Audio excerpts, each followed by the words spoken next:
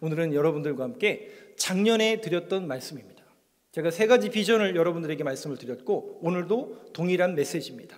다시 한번 여러분들에게 주지시켜 드리면서 작년에 못했던 말 오늘 조금 더 드리고, 그리고 아마도 내년 49주년 그리고 50주년에는 거기에 대한, 저도 만 2년 지금 저희 교회에서 담임자로 사역을 하고 있는데요, 앞으로 더 진행되는 과정 속에서 맺어지는 그런 열매와 결과에 대해서 또 설교할 날이 올 수 있겠죠. 3가지 우리가 알고 있는 내용이지만 다시 여러분들에게 주지시켜드리고 또 보강해서 말씀을 조금 더 올려드리겠습니다. 첫 번째 한번 보시죠. 우리 교회 비전 3가지. 첫 번째입니다. 같이 읽겠습니다. 시작. 하나님의 말씀으로 변화되고. 여러분 변화되셨나요? 쉽지 않죠. 말씀으로 변화되는 것처럼 보이지만 또 무너지고 또 쉽게 실수하고 좌절하고. 근데 여러분 한번 우리가 곰곰이 생각해 본다면, 저도 저 단어를 쓰고 있지만, 변화라는 단어를 쓰고 있지만 변화가 되어지고 있는 것 같지는 않아요. 세상 사람들이 볼 때는 뭐 옛날이나 지금이나 뭐 나이 먹어가지고 얼굴만 조금 쭈그러진 거 아니야, 이렇게 조금 노화된 거 아니야, 이렇게 표현할 수밖에 없지만 정말 우리가 변화되고 있는가를 한번 점검해 봐야 된다는 거죠. 그렇다면 이 변화라는 게 뭘까? 이겁니다. 우리가 하나님의 말씀으로 변화된다라고 하는 것은 실상 첫 번째가 하나님의 말씀을 통해서 우리가 깨달아지는 겁니다. 전에는 이게 몰랐어요. 무슨 말인지도 몰랐고 왜 내가 그렇게 신앙생활해야 되고 교회 다녀야 되는지에 대한 이유가, 명분이 불명확했어요. 그런데 우리가 성경을 통하고 하나님의 말씀을 들음으로 인해서 우리가 여지없는 하나님 앞에 죄인이구나라는 것을 깨닫게 되는 겁니다. 그리고 그 깨달음을 알고 이 죄인으로서, 그러니까 죄의 싹은 욕심이 잉태한 즉 죄를 낳고, 죄의 싹은 뭐라고요? 우리는 여지없이 죽을 수밖에 없는 죄인이라는 사실이 깨달아졌는데 하나님은 우리를 포기하신다고요? 아니요. 우리가 죽도록 포기하시는 게 아니라 끝까지 우리를 사랑하셔서 자기의 아들을 저 십자가에 내어주시기까지 우리 죄를 용서하시기 위해서 예수님이 이 땅에 오셨고 십자가를 지셨고 우리를 위해서 영생의 길을 열어주셨구나, 이 사실을 깨닫고 알아지고 믿어지고, 그러므로 우리에게 확신이 들어오고, 그래서 우리는 이제 더 이상 세상 사람들과 똑같은 삶을 살아서는 안 되는구나, 말씀을 들었고 말씀대로 살아야 되겠구나라는 것이 결심되고 다짐되어지는 걸 뭐라고 하냐면 변화, 즉 그 사람 안에 믿음이 자라고 성장하고 있다라고 이야기합니다.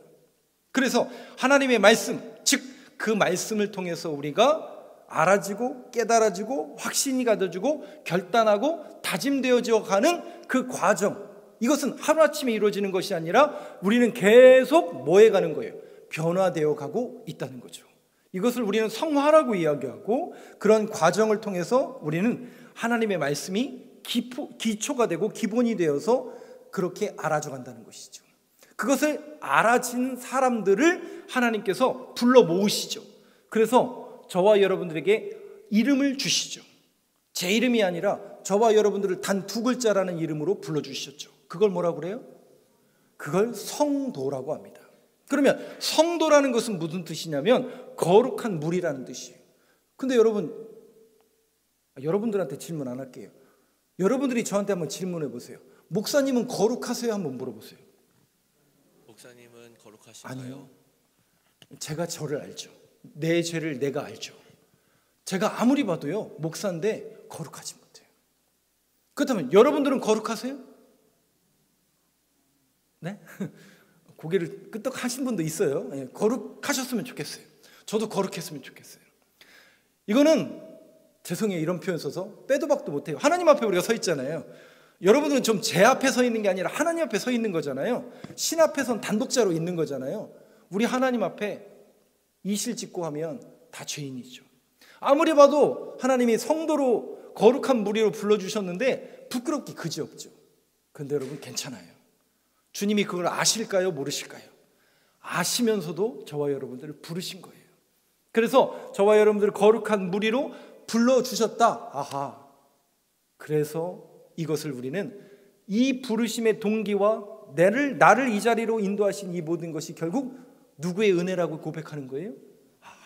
나는 내 발로 하나님 앞에 이렇게 나온 줄 알았는데 여러 가지 사정이 있고 개인적인 사정은 다 있을지 모르지만 결국 한 무리로 보면 하나님의 은혜로밖에 설명할 수가 없다는 거죠. 저와 여러분들을 성도로 불러주시고 이렇게 예배드리러 나올 수 있도록 이끄신 이 모든 게 결국 은혜로밖에 설명할 길이 없어요. 그리고 세 번째, 그 하나님의 말씀은 우리가 어떤 존재인지를 자각할 뿐만 아니라 깨닫게 해주는데, 그게 뭐냐면 우리가 영적인 존재라는 것을 깨닫게 합니다. 우리의 마음을 하나님이 지으셨죠. 그래서 이 마음이 공허해져요. 공허하니까 자꾸 뭘 채우려고 그래요. 그래서 우리는 자꾸 뭘 보죠. TV를 보고 동영상을 보고 또 책을 읽고 자꾸 듣죠. 그래서 내 심령에 뭔가로 채우려고 노력을 하죠. 어떤 사람들은 차를 바꾸고 또 집을 바꾸고, 그러므로 인해서 뭔가 그런 만족과 어떤 쾌락을 통해서, 유희를 통해서 자기 심령을 채우려고 합니다. 왜냐하면 공허하기 때문에 그래요, 마음이. 근데 여러분, 저보다 인생을 더 많이 사신 분들이 여기 더 많이 계신데 정말 그걸로 다 채워지던가요? 물론 기쁨도 있죠. 차를 바꿨을 때, 또 집을 바꿨을 때, 또 무엇인가 새로운 것이 내게 접해졌을 때의 그 기쁨과 만족 있죠. 그걸 무시하라는 얘기가 아니라, 그걸 포기하라는 얘기가 아닙니다. 그 만족이 있지만 과연 그 만족이 내 영원한 갈증을 해결이 되던가? 아니요. 오늘 장로님이 기도한 것처럼 영원한 목마름이에요. 더 언제까지요? 언제까지요? 지옥이라는 단어가 헬라어로 타르타로스입니다. 근데 그 뜻이 무슨 뜻인지 아세요? 어떤 공간을 말하는 단어가 지옥이 아니에요. 지옥은 어떤 곳이냐? 계속 빠지는 거예요. 근데 얼만큼 빠지냐? 무한대로 빠지는 곳이 지옥입니다. 그렇다면 끊임없이 내 안의 목마름과 이 갈증을 무엇인가로 채우려고 하는 그 끊임없는 목마름 속에 살아간다면, 그것을 세상적인 것으로만 채우려고 하는 그런 사람들은 죄송해요, 똑같이 헬라어의 표현처럼 지옥을 살아가는 거예요. 만족이 없고 기쁨이 전혀 없어요. 뭔가 이 마음이 늘 공허하단 말이죠. 그런데 성경은 우리에게 얘기합니다. 그 영원한 목마름을 해결할 수 있는 그 이유는, 그 목적과 그 동기와 그 할 수 있는 것은 오로지 성경이라는 것이죠. 우리가 어떤 존재이냐? 바로 영적인 존재라는 것이죠. 그래서 신명기에 주님께서 이렇게 말씀하십니다. 신명기 8장 3절, 조금 길지만 그냥 외우세요. 같이 읽어보겠습니다. 시작. 너를 낮추시며 너를 줄이게 하시며 또 너도 알지 못하며 내 조상들도 알지 못하던 만나를 내게 먹이신 것은 사람이 떡으로만 사는 것이 아니요 여호와의 입에서 나오는 모든 말씀으로 사는 줄을 내가 알게 하려 하십니다. 우리는 영적인 존재고 이 영적인 심령을 말씀과 기도로 거룩하여 지니라. 하나님의 말씀과 기도로 충만해지고 거룩해지지 못하면 여지없어요. 다른 게 치고 들어오게 돼 있어요. 그래서 여러분들의 마음을 하나님의 말씀과 기도로 충만케 유지할 수 있는, 그런데 여러분, 이거는 그냥 그렇게 합시다 라고 결단해서 끝나는 문제가 아니라 여러분들의 삶의 자리에서, 그러니까 예배가 맞춰지고 이 예배 드린 걸로 나 신앙생활 다 했다, 그럴 수는 없다는 거죠. 왜냐하면 우리는 저 문 밖에 죄가 엎드려져 있고 유혹이 있고 일주일이라는 삶이 있단 말이죠. 그 삶 속에서 우리는 끊임없이 세상과 부딪히거든요. 그리고 그 세상의 가치관이 우리의 마음을 잠식해 들어오는데, 여기에 다 빼앗겨 버리면 한국교회가, 또 우리 교회가 나만 할 재간이 없죠. 그래서 여러분들이 삶의 걸음걸음마다 말씀과 기도로 거룩해지는 이것이 삶의 훈련이 되어져야 됩니다. 그러니까 예배의 자리뿐만 아니라 여러분들의 삶의 걸음 속에서도, 이 한 주간의 삶 속에서도 말씀을 가까이 하고 하나님 앞에 기도하는 그 모습이 여러분들의 모습이 되어져야 된다는 거죠. 그것은 비단 목사도 마찬가지고 여러분들도 마찬가지라는 거죠. 요한복음 6장을 한번 보실까요? 예수님은 그러한 끝없는 갈증을 가진 그들에게 이렇게 말씀하십니다. 저하고 교독하겠습니다. 그들이 이르되 주여 이 떡을 항상 우리에게 주소서. 예수께서 이르시되 나는 생명의 떡이니 내게 오는 자는 결코 줄이지 아니할 터이요 나를 믿는 자는 영원히 목마르지 아니하리라. 네, 영원히 목마르지 않는 떡을 영생의 말씀을 주님께서 말씀하신 겁니다. 그렇다면 이 영생의 말씀을 늘 가까이 하고 말씀과 기도로 거룩해져서 살아가는 모든 사람들을 우리가 신자요 신앙인이라면 그 신자와 신앙인이 그러한 삶을 살아가다 보면 바뀌는 게 있어요. 그전엔 몰랐는데 바뀌는 게 있어요. 이걸 우리는 변화라고 이야기하고 가치관이 바뀝니다. 아하, 우리가 어떤 존재인지 깨달아졌고, 이제는 내가 예전에는 이걸 몰랐는데 이렇게 살아가는 게 옳은 길이고 바른 길이구나라는 것을 말씀을 통해서 우리에게 조명해 주셨기 때문에 이제는 구별하고 분별할 수 있는 능력이 우리 안에 생긴 거죠. 그러다 보니까 이제는 더 이상 세상 사람들과 같은 모습으로 살 수가 없어요. 우리가 창세기 강해를 했잖아요. 가인의 후예와 같은 모습으로 살 수가 없어요. 우리는 셋의 후예요, 노아요, 다윗이요, 예수 그리스도를 통해서 우리에게 주시는 그 계보를 이어가는 사람들이기 때문에 전선, 영적인 전선이 다른 거예요. 그래서 사도 바울은 이 시대와 이 세상 속에서 신앙인의 걸음을 걷는 모든 이들에게 주신 말씀이 로마서 12장 2절 말씀입니다. 한번 같이 읽겠습니다. 시작. 너희는 이 세대를 본받지 말고 오직 마음을 새롭게 함으로 변화를 받아 하나님의 선하시고 기뻐하시고 온전하신 뜻이 무엇인지 분별하도록 네, 우리가 하라. 말씀이 안에 있고 말씀과 기도로 늘 거룩해져 있기 때문에 이제는 분별할 수 있는 능력과 지식을 갖게 되죠. 그리고 너희는 이 세대를 본받지 말라. 왜요? 이 세대는 가인의 후예의 사람들이거든요. 힘과 정치와 돈과 권력으로 모든 것을 좌지우려고 하는 그런 가인의 후예가 아니라 셋의 후예로서 하나님을 예배하고 하나님의 뜻이 무엇인지를 헤아려 살아가는 사람들의 모습이기 때문에 이제는 우리는 그렇게 살 수 없다는 거죠. 그런데 여기 보니까 무엇인지 분별하도록 하라. 그럼 분별하려면 분별할 수 있는 기준이 있어야 되잖아요. 그 기준을 우리는 하나님의 말씀이라고 이야기합니다. 열왕기상 19장 12절 한번 보여주시죠. 같이 읽어보겠습니다. 시작. 또 지진 후에 불이 있으나 불 가운데에서도 여호와께서 계시지 아니하더니 불 후에 세미한 소리가 있는지라. 이게 무슨 얘기냐면 열왕기상에 보면 18장 19장 17, 18, 19, 20장에 보면 4장에 걸쳐서 엘리야 이야기가 나옵니다. 그 엘리야가 갈멜산에서 850명 이방 선지자들과 850대 1로 싸워요. 그래서 불을 내리고 불의 제단으로서 무클라카라고 하는데요, 그 불의 제단으로 하나님이 살아계심을 증명했어요. 그래서 백성들이 그 모습을 보고 열광해가지고 850명을 다 무찌릅니다. 누가 이겼어요? 850대 1로 엘리야가 싸워서 이겼어요. 그러면 여러분, 그 승리는 한 번만 주어지는 거예요? 계속 이어져 가야 되는 거예요? 계속 이어져 갈 줄 알았어요. 하나님이 증명해 주셨고 하나님에게 나에게 능력을 주셔서 그런 엄청난 일을 벌였음에도 불구하고 인간이 얼마나 나약한 존재인을 그대로 드러내는 게 무슨 사건이냐면, 이 소식을 들은 이세벨이라는 여왕이 정신 차리고 회개할 줄 알았는데 앞불싸. 정신 차리고 회개하기는커녕 야, 네가 850명을 죽여? 어디서? 그러면서 더 큰 권력과 힘으로 엘리야를 찍어 누릅니다. 그때 엘리야가 뭐라 그래요? 하나님, 이게 뭡니까? 내가 열심히 하나님 나라와 하나님 역사 위에서 불로 증명해내고 이런 엄청난 역사를 이뤘음에도 불구하고 저 이세벨이라는 여인은, 저 이 세상은 꿈쩍도 안 하네요. 아니, 오히려 더 큰 권력으로 나를 죽이려 하네요. 나는 그래도 하나님 일을 위해서 열심히 일했으니까 이제 내 생명 거둬가시죠. 그래서 로뎀나무 밑에서 죽기를 바라고 있었어요. 근데 하나님이 엘리야를 포기하시던가요? 아니야. 엘리야야, 일어나. 까마귀를 통해서 그에게 음식을 주고 신의 산으로, 호렙산으로 그를 세웁니다. 여러분, 왜 호렙산일까요? 왜냐하면 이 사건을 보여주시기 위해서요. 지진 후에 불이 있으니 폭풍우가 치고 지진이 일어나고 엄청난 지각 변동이 일어났어요. 근데 불 가운데도 누가 없어요? 하나님이 안 계세요. 그리고 나서 이후에 조용한 세미한 소리가 있는지라. 이 소리가 무슨 소리였을까요? 콜 디마마 다카라는 단어예요. 근데 이 디마마 다카는 단어가 아니에요. 이 단어는 의성어예요. 의성어. 그러니까 의성어. 이게 무슨 소리예요? 두드리는 소리잖아요.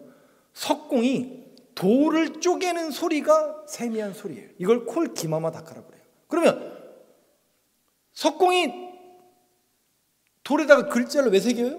뭔가 글자를 새기려면 뭔가를 쪼아야 되잖아요. 그 소리가 언제 있었죠? 그렇죠. 여러분 잘 아시는 것처럼 그 호렙산에 가장 먼저 올랐던 사람이 누구예요? 모세였잖아요. 모세를 하나님께서 들려올려 보낸 다음에 40주야를 같이 있으면서 계속 말씀을 가르쳐요. 그리고 말씀을 전해줘요. 말씀을 전해주니까 이렇게 성경책으로 잘 된 거를 잘 포장해가지고 뉴 바이블을, 새로운 책을 딱 던져주시고 모세는 이걸 딱 받아가지고 이게 하나님의 말씀입니다 이랬나요? 아니요. 그 시대는 하나님께서 돌을 쪼아서 말씀을, 돌판에다가 말씀을 새겨서 누구에게 준 거예요? 모세에게 준 거예요. 그러면 돌판에 말씀을 새기려면 돌을 쪼는 소리가 나야 될 거 아니에요. 그죠? 그 소리를 콜 디마마다카, 세미한 소리라고 이야기합니다. 그렇다면 지금 호렙산에 무너져버린 엘리야를 다시 호렙산으로 부르고 세미한 소리가 들렸다는 건 뭐냐면, 엘리야야, 봐봐, 세상이 꿈쩍 안 해. 근데 너는 어떤 지진, 불, 초자연적인 현상으로 나를 증명하려고 하느냐? 아니야. 너희 신앙의 기초가 뭐냐? 네 신앙이, 네가 신앙인이라며, 네가 선지자라며, 그렇다면 그 신앙의 기초가 뭐냐는 거예요. 그 기초는 오로지 하나님의 말씀이어야 된다는 거예요. 그러면서 얘기하시는 게 뭐냐면, 너만 그런 게 아니라 순교는 몇 명이요? 몇 명이요? 7,000명이 아직도 남아있다. 그 얘기는 많다는 얘기예요. 나만 신앙생활 잘하고, 나만 하나님의 말씀을 잘 지키고, 나만 하나님 앞에 열심히 살아가는 줄 알았는데 아니라는 거예요. 하나님께서는 그런 남은 자들이 얼마나든지 많이 있다는 얘기예요. 그 남아있는 자들의 신앙의 기초는 오로지 하나님의 말씀이 되어야 된다는 거죠. 느헤미야서를 볼 텐데요, 느헤미야는 무너져버린 이스라엘 백성들의 영적인 상태. 근데 여러분, 우리가 무너졌다라고 할 때는 내외, 그러니까 우리 심령만 무너진 게 아니라 외부의 공격도 있는 거예요. 그러니까 이때만큼 유대인들에게 위기가 없었어요. 왜냐하면 포로에서 이렇게 돌아왔는데 뭐 없는 거예요.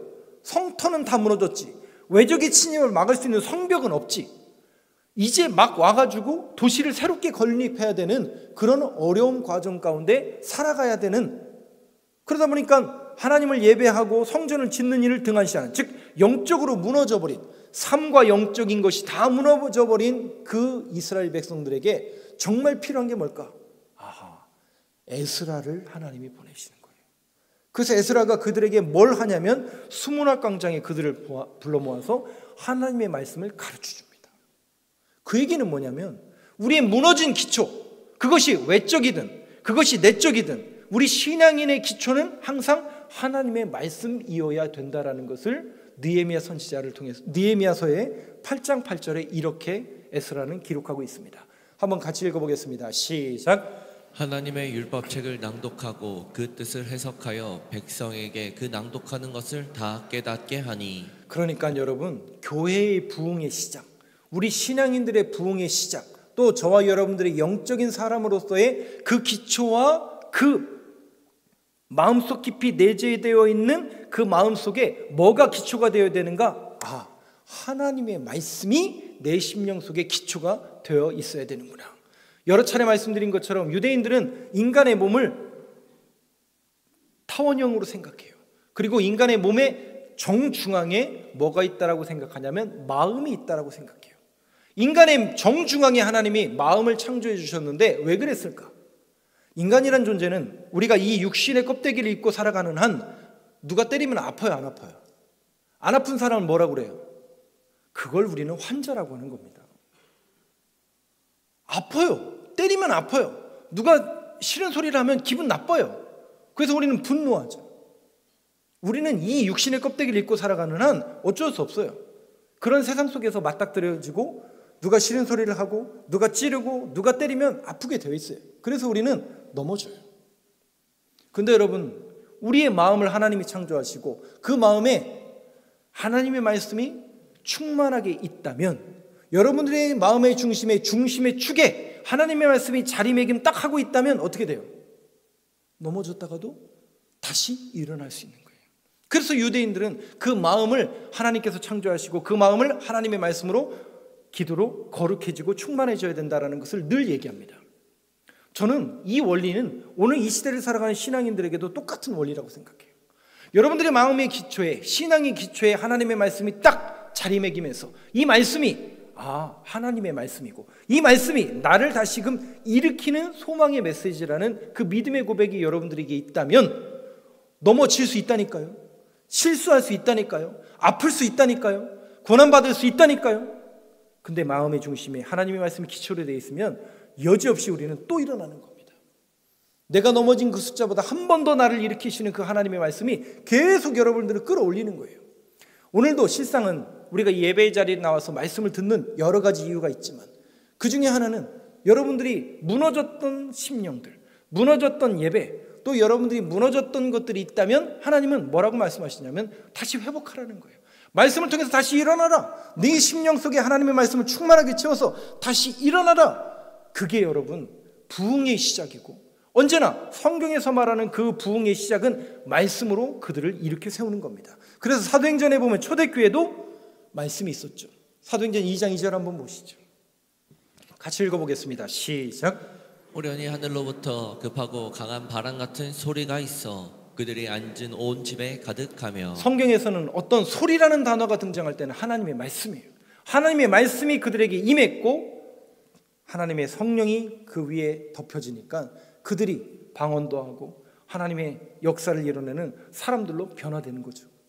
사랑하는 성도 여러분, 우리 교회의 신앙의 기초, 또 저와 여러분들의 신앙의 기초는 오직 하나님의 말씀이 되길 간절히 소망합니다. 두 번째를 한번 보여주시죠. 그러나 하나님의 말씀으로 다시 일어나. 같이 읽어보겠습니다. 시작. 예수님의 제자 되어. 뭐가 되라고요? 누구의 제자예요? 목사의 제자가 되는 게 아니라 예수님의 제자가 되는 저와 여러분들에게 간절히 소망합니다. 예수님의 제자가 돼요. 오카는 목사님이 예언하셨던 것처럼 한국교회의 문제, 이것은 이제 비단 우리 교회 전체 우리 신앙인들의 문제이기도 한데요, 양육의 문제입니다. 제자가 되기 싫어한다는 거죠. 구원받은 건 좋다 이거예요.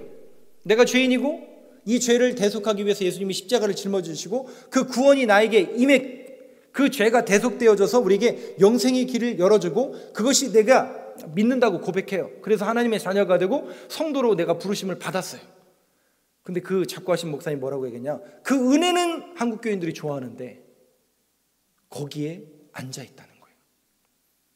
마치 출애굽해서 하나님께서 우리를 구원하시기 위해서 끄집어낸 거죠. 출애굽해서 세례, 홍해를 건너는 그 축복을 우리에게 허락하셨는데 거기에 주저앉아 있다는 거예요. 근데 여러분, 거기에 주저앉아 있어야 될 게 아니라 홍해를 건넜으면 어디로 가야 돼요? 가나안 땅을 향해서 가는 것이 우리의 신앙생활이고 신앙의 여정인데 멈춰 있다는 거예요. 왜 그런 줄 아세요? 왜요? 이 구절 때문에 그래요. 마가복음 8장 34절 한번 보여주시죠. 같이 읽어보겠습니다. 시작. 무리와 제자들을 불러 이르시되 누구든지 나를 따라오려거든 자기를 부인하고 자기 십자가를 지고 나를 따를 것이니라. 십자가가 무거워서 그래요. 딱 봐도 무겁잖아요. 딱 봐도. 이 무거운 거 어떻게 들고 다니겠어요? 십자가를 짊어진다라는 게 무겁고 힘들기 때문에 안 가, 안 해. 너도 안 하고 나도 안 하고 그렇게 된 거예요. 양육의 문제예요. 교회 다니는 것은 그래 좋아. 구원받은 거 좋아. 근데 여러분, 멈춰 있다는 거죠. 성장하긴 싫다는 거죠. 왜? 십자가 짓는 게 싫으니까. 미국의 목사님이 아주 그런 책을 냈어요. 아주 팬인가 그리스도인인가, 팬인가 제자인가. 무슨 얘기냐면 교회에 오는 많은 성도들 가운데 마치 주일날 야구장을 가는 팬, 또 영화관을 가서 관람하는 팬으로서 앉아있는가, 아니면 내가 제자로서 앉아있는가. 이걸 우리가 예배의 자리를 통해서 확인해야 되고 점검해야 되고, 정말 내가 예수를 왜 믿는지, 또 그리고 어떤 모습으로 내가 지금 이 자리에 앉아있는지에 대한 그 고민과 의문과 결심과 다짐과 이 모든 것들이 여러분들이 앉아 있으면서 이걸 경험하고 본인이 스스로 점검해 봐야 된다는 거죠. 쉽지 않죠. 예수 그리스도를 따른다는 것, 십자가를 짊어진다는 것 쉽지 않습니다. 또 그 말씀대로 살아간다는 게 여간 어려운 일이 아닙니다. 목사님이 세상을 너무 몰라서 그럽니다. 목사님, 세상에 나가봐세요. 얼마나 힘든데요. 얼마나 바쁜데요. 저도 동의합니다. 네, 저도 다 동의합니다. 그래서 여러분, 기독교 역사는, 제가 역사를 공부하는 사람으로서 2000년 기독교 역사를 통틀어서 보면 하나님이 누구를 통해서 역사하시고 하나님이 어떤 교회를 통해서 역사하시는가 딱 답이 나와요. 어떤 교회냐? 여러분 죄송해요. 이런 표현 써서 어떤 보여지기에 큰 교회를 통해서 역사하시는 게 아니에요. 여러분 죄송하지만 작은 교회지만 몇 명 성도가 없지만 그 안에 예수님의 제자 되기를 원해서 정말 제자로서 삶을 살아가는 사람들이 함께 모인 건강한 교회를 통해서 하나님은 늘 역사하세요. 그런 사람을 통해서 하나님의 일을 맡기고 그런 교회를 통해서 역사하시고 그런 교회를 만들어가는 것이 이 땅의 교회의 설립의 목적이라는 것을 우리가 잊어서 또 간과해서는 절대로 안 됩니다. 예수님도 말씀하세요. 그 길이 좁고 협착하여 가는 이가 적을 거야. 그러면 예수님 다 떠날 텐데요? 정말 그럴까요? 성경을 한번 보시죠. 요한복음 6장 66절부터 한번 보시죠. 66절 한번 여러분 목소리로 같이 읽어보겠습니다. 시작. 그때부터 그의 제자 중에서 많은 사람이 떠나가고 다시 그와 함께 다니지 아니하더라. 옛날이나 지금이나 똑같고요. 예수님도 알고 계시죠. 십자가를 얘기하니까 많은 이가 떠나갔어요. 67절도 볼까요? 제가 읽겠습니다. 그때 주님이 많은 이가 떠나갔을 때 제자들에게 이렇게 묻습니다. 예수께서 12제자에게 이르시되 너희도 가려느냐? 68절을 보시죠. 같이 읽겠습니다. 시작. 시몬 베드로가 대답하되 주여 영생의 말씀이 주께 있사오니 우리가 누구에게로 가오리이까? 이거예요. 이거.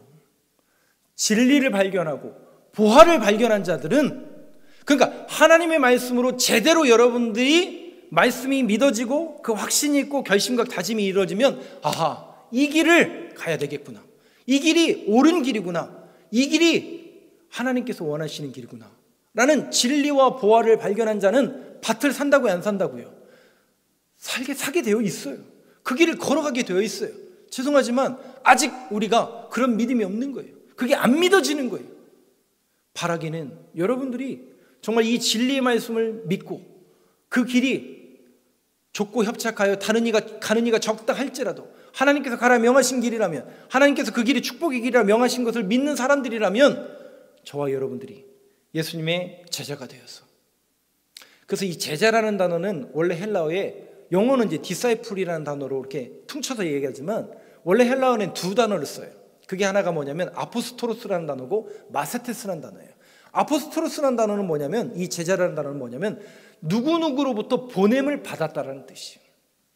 즉 저와 여러분들이 예수 믿는 사람으로서 주님께서 우리를 보내셨다, 이 자리로 이끄셨다, 이 사실이 믿어지는 사람을 제자라고 그래요. 그리고 마세테스라는 단어는 뭐냐면 누구누구를 배우는 자라는 뜻이에요. 즉 나를 따르거든 자기 십자가를 지고, 즉 예수님을 따라가며 예수님이 나를 보내셨다, 예수님이 나를 부르셨다, 그리고 그 예수님을 배우는 자가 제자입니다. 그러니까 그 예수님을 따라가고 예수님을 배워서 뭐 하자는 얘기예요? 교회에서 우리끼리만 예배 잘 드리자, 이게 아니라 예수님을 따라가고 예수님의 제자가 되고 예수님을 배워서 저 세상에 나가서 여러분들이 예수님의 제자의 삶을 살아내는 것, 이것까지를 다 포함합니다. 교회 안에서만 잘하는 거 말고요, 저 세상 속에서도 예수님의 제자의 삶을 살아내는 사람들을 우리는 제자라고 이야기합니다.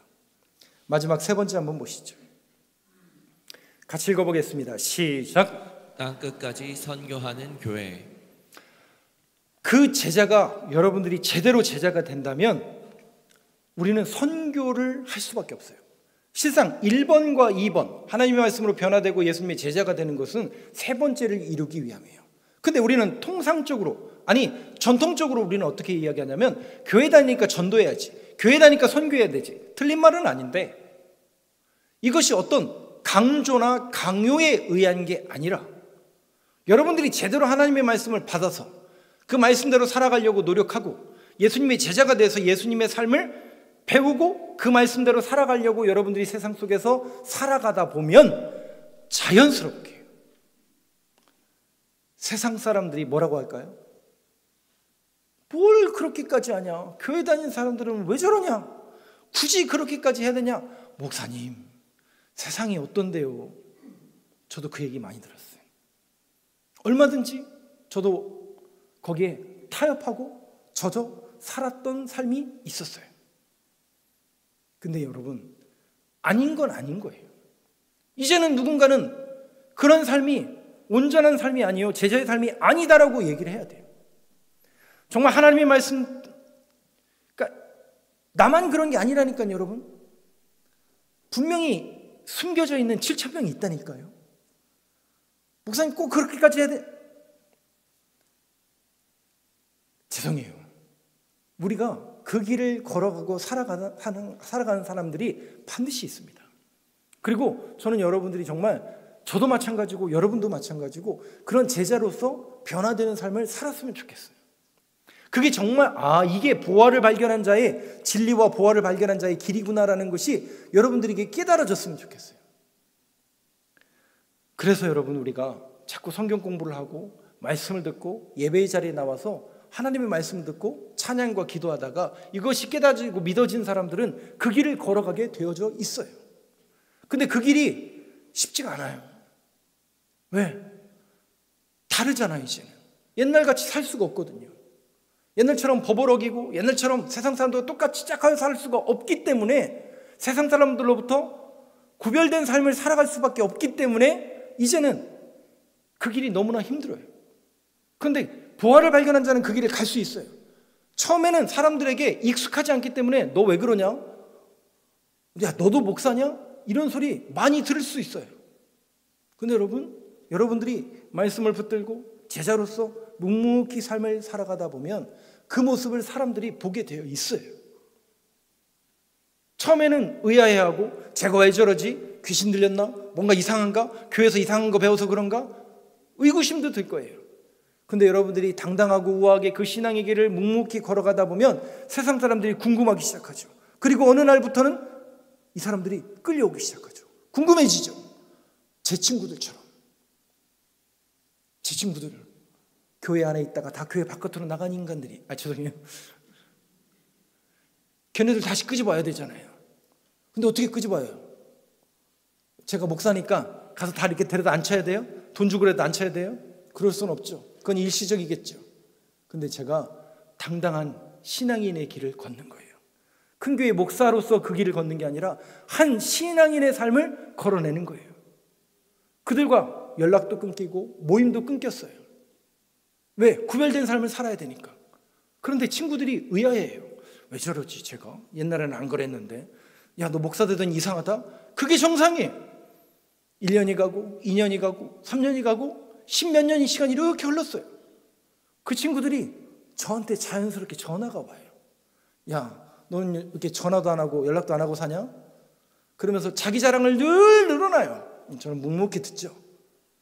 그때마다 우리의 마음이 무너지죠. 나는 이것도 없고 저것도 없고 걔에 비하면 세상에 루저죠. 근데 여러분 어떠세요? 우리가 제자라면, 우리가 말씀을 붙드는 사람이라면 거기에 더 이상 우리는 이제 주눅들질 않아요. 그냥 웃죠. 그리고 나서 맨 마지막에 뭐라고 얘기한다고요? 네가 목사니 나를 위해서 기도해달래요. 그때 분연히 일어나서 그들을 위해서 기도해 주는 겁니다. 여러분, 이 길을 걸어갈 때까지가 힘들어요.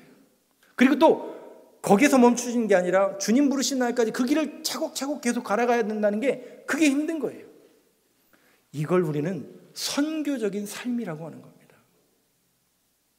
그 삶을 살아가다 보면 세상이 끌려오게 돼 있거든요. 그리고 그들을 끌고 가는 겁니다. 근데 그 끌고 가는 주체가 세상은 힘이요, 권세요, 돈이지만 우리는 이제 그게 아니죠. 하나님의 말씀을 붙들고 제자의 삶을 살아내는 삶을 살아가는 모습을 보여주면 그들이 자연스럽게 끌려오게 되어 있어요. 시간이 걸릴 뿐이에요. 그것을 우리는 선교적인 삶이라고 이야기하는 겁니다. 바라건대 저는 저와 여러분들이 그런 삶을 살아낼 수 있게 되길 간절히 소망합니다. 마태복음 4장 23절을 한번 보여주시죠. 주님이 제자 공동체에게 주신 명령이고 말씀이에요. 같이 읽어보겠습니다. 시작. 예수께서 온 갈릴리에 두루 다니사 그들의 회당에서 가르치시며 천국 복음을 전파하시며 백성 중에 모든 병과 모든 약한 것을 고치시니. 그때 그들에게 가르치고 전파하며 고쳐내는 이 사역을 하는 거예요.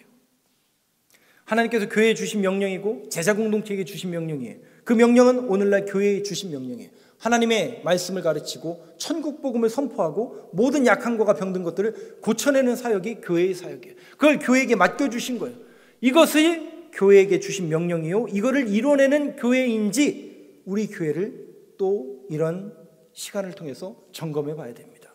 정말 우리 교회가 하나님의 말씀을 제대로 가르치고 있는가, 또 내가 그 말씀을 제대로 받아서 바른 길을 전파하고 바른 복음을 선포하고 있는가. 특별히 이 시대가 악한데 이 악한 시대 속에서 마음이 무너지고 육신이 무너지고 질병이 무너지는 이들에게 고쳐내는 사역을 교회가 하고 있는가, 이걸 우리가 늘 점검해 봐야 된다는 거죠. 그 일을 교회에게 맡겼고 그 일을 이루기 위해서 교회를 이 땅에 세워주신 거예요. 그리고 저와 여러분들을 제자로 보내주셔서 그 교회를 세워가라고 불러주신 겁니다. 그렇다면 우리는 이 설립주일 기념 예배를 드리면서 그걸 점검하고 그걸 다시 한번 생각해보는 절기가 되어야 된다는 거죠. 그리고 마지막으로 저와 여러분이 그렇다면 어떤 삶을 살 것인가, 사도행전 1장 8절 한번 보시죠. 같이 읽어보겠습니다. 시작. 오직 성령이 너희에게 임하시며 너희가 권능을 받고 예루살렘과 온 유대와 사마리아와 땅끝까지 이르러 내 증인이 되리라 하시니라. 증인은 뭡니까? 증인. 우리 주님이 이런 분입니다. 주님은 이렇게 역사하셨습니다를 증언하고 증인으로서 살아가는 사람이 증인의 삶입니다. 그런데 이 증인이라는 단어가 실상은 순교자라는 뜻이에요. 다 죽으라는 얘기가 아니라, 죄송해요, 다 순교자로 살아가라는 얘기가 아니라 적어도 우리가 하나님의 말씀을 믿는 사람이요 제자라면 이제는 증인의 삶을 살아내야 될 때라는 거죠. 죄송해요, 어떤 목사님이 그런 얘기를 하시더라고요. 나이가 들수록 말보다는 주머니를 열어라 라는 얘기를 하시더라고요. 저보다 나이를 많이 드신 분이 더 많은데 뭐라고 했다고요? 제 얘기 아닙니다. 여러분 뭐 네이버 검색해보면 다 나오는 이야기예요. 말보다는 뭐를 열어라? 헌금 많이 하라는 얘기구나. 결국 그럼 그렇지, 우리 목사님 여러분 그 얘기가 아니잖아요. 우리가 신앙이 녹아지고 신앙의 연륜이 늘어나고 교회의 연수가 차간다는 건 뭡니까? 성장해야 되고 성숙해지는 겁니다. 그렇다면 정말 우리 교회가 해야 될 일이 무엇일까? 바라건대 정말 우리 교회를 통해서 하나님의 역사가 이루어진다는 것은 선교를 통해서 증명되어지고 그것이 열매로 나타나는 겁니다. 특별히 여러분, 선교사들, 또 우리 국내 선교, 또 믿음의 최전방에서 신앙생활하는 그들에게 주의 사랑과 주의 은혜를, 또 거룩한 공교회로서 그 사역을 함께 감당하는 우리 교회가 되길 간절히 소망합니다. 그 일을 준비하고 있고요. 그 일을 제가 49년 또 50주년 기념 예배 때 또 말씀드릴 수 있을 것 같습니다. 물론 임원회 때도 그걸 보고해서 계획에 대해서 말씀을 또 드리도록 하겠습니다. 정말 여러분들이 사랑하고 또 하나님의 뜻이 이루어지는 교회로서 우리 교회가 쓰임받는 교회가 되길 간절히 소망합니다.